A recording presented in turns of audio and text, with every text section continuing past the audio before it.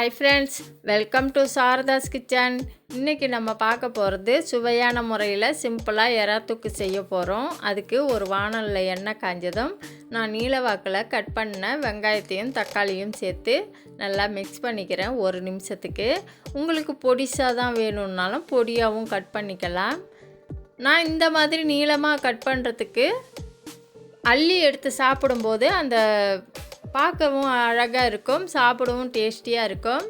இது கூடவே கொஞ்சமாக உப்பு சேர்த்துக்கிறேன் தேவையான அளவு. இதை நல்லா கிளறி விட்டுட்டு மூடி போட்டு ஒரு நிமிஷம் வேக விடுங்க.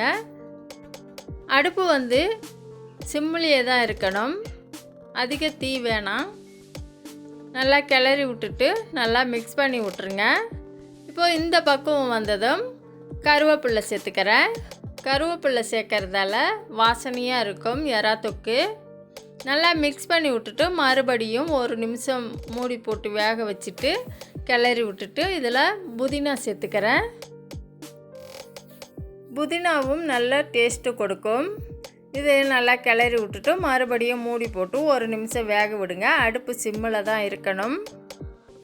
வெங்காயம் தக்காளியெலாம் நல்லா வதங்கினதும் தேவையான அளவு எறாவை நல்லா க்ளீன் பண்ணி வச்சுருக்கேன். அதை சேர்த்து நல்லா ஒரு நிமிஷத்துக்கு நல்லா வதக்கிக்கிறேன். உப்பு பதம் பார்த்துட்டு சேர்த்துக்கங்க. இப்போ மூடி போட்டு ஒரு நிமிஷம் வேக வச்சு எடுத்துக்கலாம். இந்த பக்குவம் வந்ததும் தேவையான அளவு மிளகாய் தூள் சேர்த்துக்கலாம்.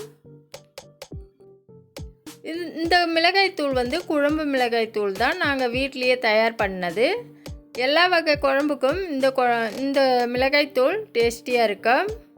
உங்களுக்கு தனி மிளகாய்த்தூள் தேவைன்னாலும் சேர்த்துக்கலாம். இதை நல்லா மிக்ஸ் பண்ணிவிட்டு அதே ஒரு நிமிஷம் மூடி போட்டு வேக வச்சுட்டு நல்லா சுருளை வதக்கி எடுங்க. இந்த மாதிரி 5 முறை, ஒரு நிமிஷத்துக்கு ஒரு முறை மூடி போட்டு 5 முறை கிளறி விடணும்.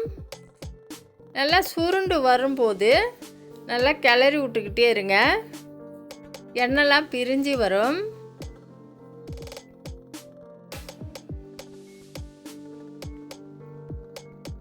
இப்போ இந்த பக்குவம் வந்ததும் நான் மல்லித்தழையை பொடிசாக கட் பண்ணி வச்சுருக்கேன், அதை தூவிக்கிறேன். மல்லித்தழையை தூவிட்டு அடுப்பை நிறுத்திடுங்க. அடுப்பை நிறுத்திட்டு மூடி போட்டு ஒரு 2 நிமிஷத்துக்கு மூடியே இருக்கட்டும். 2 நிமிஷத்துக்கு பிறகு நல்லா கிளறி விட்டு எடுத்திங்கன்னா சுவையான சூப்பரான எறா தொக்கு தயாராகிடும். இது சாதத்தில் போட்டு சாப்பிட சூப்பராக இருக்கும். இதுக்கு தொட்டுக்கொள்ள எதுவுமே தேவை வேணாம். இந்த எறா தொக்கு பிசைஞ்சு எவ்வளோ வேணாலும் சாப்பிடலாம், சூப்பராக இருக்கும். இந்த மாதிரி உங்கள் வீட்லேயும் செஞ்சு பாருங்கள், எப்படி இருந்துச்சுன்னு சொல்லுங்கள். எறா வாங்கினீங்கன்னா இந்த மாதிரி செஞ்சு பாருங்கள், அருமையாக இருக்கும். இந்த வீடியோ பிடிச்சிருந்தா லைக் பண்ணுங்கள், கமெண்ட் பண்ணுங்கள். எங்கள் சேனலை பார்க்குற எல்லாருக்குமே ரொம்ப ரொம்ப நன்றி. எங்கள் வீடியோவை எல்லாருமே பார்க்குறீங்க, ரொம்ப சந்தோஷமாக இருக்குது. எங்கள் வீடியோ பிடிச்சிருந்தா எங்கள் சேனலுக்கு சப்ஸ்கிரைப் பண்ணுங்கள்.